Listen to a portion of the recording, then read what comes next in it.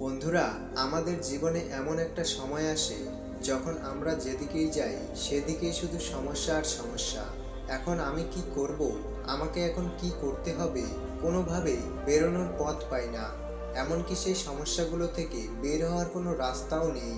আর এইভাবে সমস্যা ও বাধা থেকে বেরোনোর রাস্তা না পাওয়ার কারণে আপনি আপনার কাজে হাল ছেড়ে দেন, যার ফলে আপনি যেই ফিল্ডে সফল হতে চেয়েছিলেন সেটা আর হয় না। স্বপ্ন স্বপ্নই রয়ে যায়। আজকের এই ছোট গল্পটি থেকে জানতে পারবেন কিভাবে হাজারো সমস্যার মধ্যেও নিজের লক্ষ্যকে, নিজের স্বপ্নকে সত্যি করার জন্য সঠিক কাজটি কিভাবে করবেন, আর কখনোই কোনো কাজে হাল ছাড়বেন না। তো আসুন শুরু করি। একবার একটা হরিণ জঙ্গলে জলের সন্ধান করতে করতে তার রাস্তা হারিয়ে ফেলে। জলের তেষ্টায় তার অবস্থা খুব খারাপ হয়ে যায়। অনেক খোঁজাখুঁজির পরেও সে জলের সন্ধান পায় না। সে অনেক খোঁজাখুঁজির কারণে হাঁপিয়ে যায় আর ক্লান্ত হয়ে একটা গাছের তলায় বসে পড়ে। কিন্তু কিছুক্ষণ পরেই তার কানে নদীর জল বয়ে যাওয়ার আওয়াজ আসে। সে সেই আওয়াজকে ফলো করে সেদিকে দৌড়ে যায়। সে সেখানে গিয়ে দেখতে পেল তার সামনে দিয়ে একটা নদী বয়ে চলেছে। এটা দেখে তার মনে একটু শান্তি আসে। সে তাড়াতাড়ি করে নদীর সামনে যায় আর জল খাওয়ার জন্য যেই মাথাটা নিচু করে, তখনই তার নজর তার বাঁ দিকে পড়ে। সে দেখতে পায় গাছের আড়ালে একজন শিকারী তীর ধনুক নিয়ে তার দিকেই তাক করে দাঁড়িয়ে আছে। সে তাড়াতাড়ি তার ডান দিকে মাথা ঘোরায় আর সেদিকে দেখতে পায় তার ডান দিকে কিছুটা দূরে একটা বাঘ তীক্ষ্ণ দৃষ্টিতে তার দিকেই দেখছে।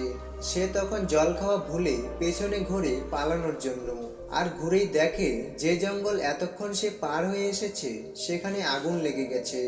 এক সেকেন্ডের জন্য হরিণটা বুঝতে পারে না যে সে কি করবে, কি করে তার প্রাণ বাঁচাবে। সামনে এত বিশাল একটা নদী আর তার পেছনেও আগুন। তার ডান দিকে একটা বাঘ তার দিকে ঝাঁপিয়ে পড়ার জন্য লুকিয়ে আছে, আর বাঁ দিকে একটা শিকারী তীর ধনুক নিয়ে তার দিকেই তাক করে দাঁড়িয়ে আছে। চারিদিক থেকে একই সাথে একই সময়ে তার জীবনে এত সমস্যা এসে দাঁড়িয়েছে, সেখান থেকে পালিয়ে যাওয়ার কোনো রাস্তাই নেই। ঠিক আমাদের জীবনে কিছু কিছু সময়ের মতো আপনারা প্রত্যেকেই হয়তো এমন পরিস্থিতিতে পড়েছেন। আপনি বা আপনার কাছের কেউ একই সময়ে চারিদিক থেকে সমস্যায় ঘিরে গিয়েছে। একটাকে সমাধান করার আগে আরো 3-4টা সমস্যা একসাথে জীবনে চলে এসেছে। আর এরকম সময় যখনই আমাদের জীবনে আসে তখনই আমাদের সামনেটা ফাঁকা হয়ে যায়। আমরা সেই মুহূর্তে কি করব কিছুতেই বুঝতে পারি না। হরিণটিরও সেই একই সময় একই অবস্থা হয়েছিল। আর হরিণটি সেই সময় যা করলো সেটা আমাদের নিজেদের জীবনে করা উচিত।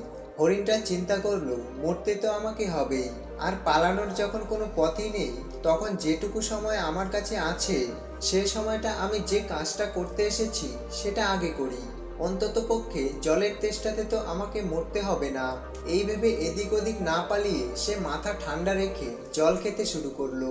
অর্থাৎ যে কাজটা সে করতে এসেছিল সেটা এত প্রবলেমের মধ্যেও সে মন দিল। আর হাজারো সমস্যার মধ্যেও যে তার লক্ষ্যে অবিচল থাকে, হাজারো সমস্যার মধ্যেও যে তার কাজকে সম্মান করে, স্বয়ং ঈশ্বরও তাকে সম্মান করে। হঠাৎই আকাশ কালো মেঘে ঢেকে গেল। ঝড়ের সাথে সাথে অঝরে বৃষ্টি শুরু হয়ে গেল। সেই সময়ে শিকারী তাড়াহুড়োতে তীর চালিয়ে দিল, আর হাওয়ার তোড়ে সেই তীর হরিণের গায়ে না লেগে সোজা গিয়ে লাগলো বাঘের গায়ে। বাঘের নজর হরিণের দিক থেকে সরে শিকারিটির ওপর পড়ল, আর সে রাগে হরিণকে ছেড়ে শিকারীকে তাড়া করলো। ততক্ষণে হরিণটি শান্ত মনে জল খাচ্ছিল। সে জল খেয়ে উঠে দেখলো না তো সেখানে বাঘ আছে আর না তো শিকারী। সে পেছনে ফিরে দেখলো অঝরে বৃষ্টিতে জঙ্গলের আগুন ততক্ষণে নিভিয়ে দিয়েছে। সে তার এক মুহূর্ত দেরি না করে জঙ্গলে পালিয়ে গেল। এই ছোট গল্পটা আমাদের শেখায়, যখন আমাদের চারপাশ থেকে অনেক সমস্যা একসাথে ঘিরে ধরবে তখন আমরা চেষ্টা করলেও সেই সমস্যা থেকে পালাতে পারবো না। আর অনেক সময় সমস্যা এতটাই অদ্ভুত হয় যে তাকে ফেস করাটাও আমাদের পক্ষে খুবই মুশকিল হয়ে দাঁড়ায়।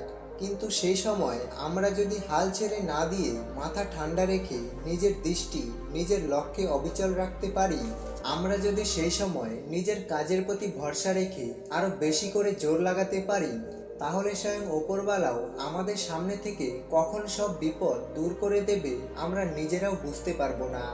কারণ আমরা প্রত্যেকেই কিছু কিছু স্পেশাল কাজ করার জন্য এই পৃথিবীতে এসেছি, আর আমাদের কাজই আমাদের প্রকৃত আইডেন্টিটি। তাই আমার মনে হয় আমরা যদি প্রবলেমের সময় নিজের কাজকে রেসপেক্ট করি, তাহলে আমাদের চিন্তার মধ্যে থাকা কোনো এক অদ্ভুত শক্তি অবশ্যই আমাদেরকেও রেসপেক্ট করবে। ভিডিওটা কেমন লাগলো কমেন্টে জানাবেন, ভালো লাগলে লাইক করবেন আর বন্ধুদের শেয়ার করতে ভুলবেন না। এমনই আরও শিক্ষামূলক ভিডিও পেতে চ্যানেলটিকে সাবস্ক্রাইব করে পাশে থাকুন। ধন্যবাদ।